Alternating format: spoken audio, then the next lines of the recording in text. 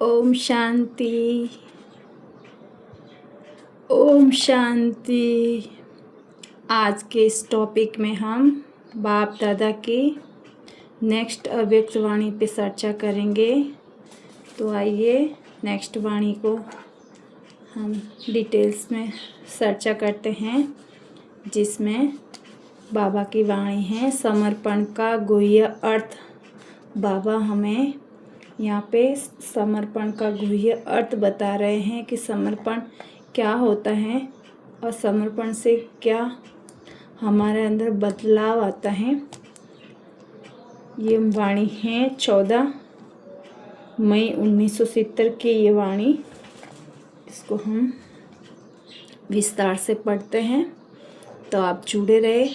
और आज इस चैनल में हमने बाप दादा की इसके पिछले वाले वर्ष की भी वाणियाँ सब अपलोड कर दी हैं, तो आप उस वाणियों को ज़रूर एक बार जाकर विजिट करें, देखें, सुनें, ताकि आपका भी ये रिवीजन कोर्स हमारे साथ साथ चलता रहे।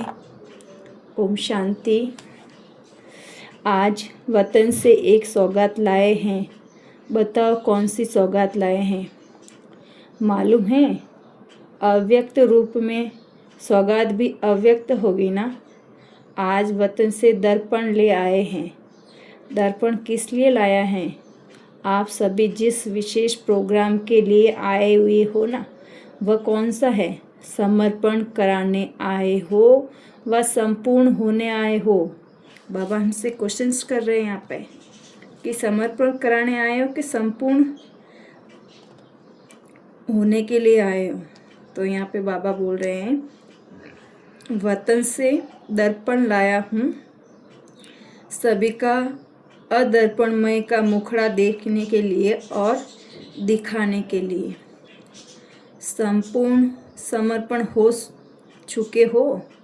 सभी हो चुके हो? इस सभा के अंदर कौन समझते हैं कि हम समर्पण हो चुके हैं? समर्पण किसको कहा जाता है? देह अभिमान में समर्पण हुए हो? समर्पण व संपूर्ण अर्पण हुए? हाँ व ना बोलो। देह अभिमान से संपूर्ण अर्पण हुए हो, इसमें हाँ क्यों कहते हो? स्वभाव अर्पण हुए हैं, इसलिए इसमें पुरुषार्थ हैं। स्वभाव अर्पण का समारोह कब करेंगे? आप लोग कन्या समर्पण समारोह मनाने आए हो, लेकिन बाप दादा वह समारोह मनाना चाहते हैं, वह कब मनाएंगे? इसके लिए कहाँ दर्पण ले आए हैं? उसमें 3 बातें देख रहे हैं। एक स्वभाव समर्पण, दूसरा देह अभिमान का समर्पण, तीसरा है संबंधों का समर्पण। देह अर्थात कर्मेंद्रियों के लगाव का समर्पण। 3 चीजें दर्पण में देख रहे हैं। जो स्वभाव समर्पण समारोह होगा, तब संपूर्ण मूर्त का साक्षात्कार होगा। यहाँ पे थोड़ा वर्ड मिस्टेक है, तो मुझे भी थोड़ा पढ़ने में मिस्टेक हो गया, सॉरी उसके लिए। बाबा यहाँ पे बताना चाह रहे हैं कि संपूर्ण मूर्त का साक्षात्कार होगा। और दहेज क्या मिलेगा? जब ये संपूर्ण सुहाग प्राप्त होगा तो श्रेष्ठ भाग्य का दहेज स्वतः ही मिलेगा। अपने सुहाग को कायम रखने से भाग्य भी कायम रहता है। कहते हैं ना, सुहाग भाग्य तो सदा सुहाग सदा भाग्य। जो जितना सुहागिन रहते हैं उतना ही श्रेष्ठ भाग्यवान बनते हैं। सुहाग की निशानी होती है बिंदी और चिंदी। बिंदी दोनों ही होती हैं। तो जो सदा सुहागिन है, उनकी बिंदी रूप की स्मृति सदा कायम रहती है। अगर ये बिंदी रूप की स्मृति सदा रहती है तो वह सदा सुहागिन है। अपने सुहाग से भाग्य देखो। जितना सुहाग उतना भाग्य। अविनाशी सुहाग तो अविनाशी भाग्य। सदा अपने सुहाग को कायम रखने के लिए 4 बातें याद रखनी है। कौन सी 4 बातें? 4 बातों में से कोई एक बात भी बताओ। जैसे स्थूल दहेज तैयार करके आए हो ना, वैसे इनका कौन सा पुरुषार्थ का दहेज चाहिए? कौन सी 4 बातें हैं? एक तो सदैव जीवन का उद्देश्य सामने हो, दूसरा बाप दादा का आदेश, तीसरा संदेश, चौथा स्वदेश। जीवन का उद्देश्य सामने होने से पुरुषार्थ तीव्र चलेगा और बाप दादा के आदेश की स्मृति में रखकर ये पुरुषार्थ करने से पुरुषार्थ में भी सफलता मिलती है। सभी को संदेश देना है, जिसको सर्विस कहा जाता है। और अब क्या याद रखना है? स्वदेश की अब घर जाना है, अब वापस जाने का समय है, समय समीप आ पहुंचा है। इन 4 बातों में से कोई भी एक बात की कमी है तो उस कमी का नाम ही कमजोर पुरुषार्थी हैं। कमी को भरने के लिए 4 बातें शब्द सामने रखो। बाप दादा को आज एक नया टाइटल दे रहे हैं, लॉ मेकर्स। वह लोग पीस मेकर्स टाइटल देते हैं, लेकिन आज बाप दादा सभी बच्चों को टाइटल देते हैं कि आप सभी लॉ मेकर्स हो। सतयुगी भी लॉ मेकर्स चलते हैं।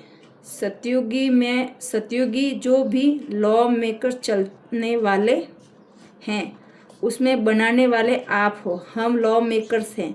ये स्मृति में याद रखेंगे तो कोई भी कदम सोच समझ कर उठाएंगे। आप जो कदम उठाते हो वो मानो लॉ मेकर्स रहते हैं। जैसे जस्टिस व चीफ जस्टिस होते हैं, वह जो बात फाइनल करते हैं तो वह लॉ बन जाते हैं। तो यह भी सभी जस्टिस बैठे हैं ना, लॉ मेकर्स हो। इसीलिए ऐसा कोई भी कार्य नहीं करना है। जब हैं ही लॉ मेकर्स तो जो संकल्प आप करेंगे, जो आप कदम उठाएंगे, आपको देख सारा विश्व फॉलो करेगा। आप लोगों की प्रजा आप सभी को फॉलो करेगी। तो ऐसे अपने को समझ फिर हर कर्म करो। इससे ही नंबर 1 होते हैं। इसमें भी नंबर होते हैं, लेकिन हैं तो सभी लॉ मेकर्स। बाप दादा आज इस सभा को देख हर्षित हो रहे हैं कि कितना लॉ मेकर्स इकट्ठे हुए हैं। ऐसे अपने को समझकर चलते हो। इतनी बड़ी जिम्मेवारी समझकर चलने से फिर छोटी छोटी बातें स्वतः ही खत्म हो जाती हैं। स्लोगन भी है ना कि जो कर्म मैं करूँगा मुझे देख और करेंगे। सभी स्लोगन सदैव याद रखेंगे, तभी तो कार्य ठीक कर सकेंगे। अपने को अकेला नहीं समझो। आप एक एक के पीछे आपकी राजधानी हैं। वे भी आपको देख रहे हैं। इसलिए याद रहे कि जो कर मैं करूँगा मुझे देख सभी करेंगे। इससे क्या होगा कि सभी के स्वभाव व संस्कारों का समर्पण समारोह जल्दी ही हो जाएगा। इस समारोह को स्टेज पर लाने के लिए जल्दी तैयारी करनी है। अच्छा, तो बाप दादा ने अपनी वाणी को यही विराम दिया है। आगे हम नेक्स्ट वाणी पे चर्चा करेंगे। आज के लिए हम भी अपनी वाणी को विराम देते हैं। ओम शांति। और चैनल को आप ज़्यादा से ज़्यादा फॉलो करें ताकि आप बहुत सारे लोगों तक ये सेवा पहुंचा सकते हैं। ओम शांति।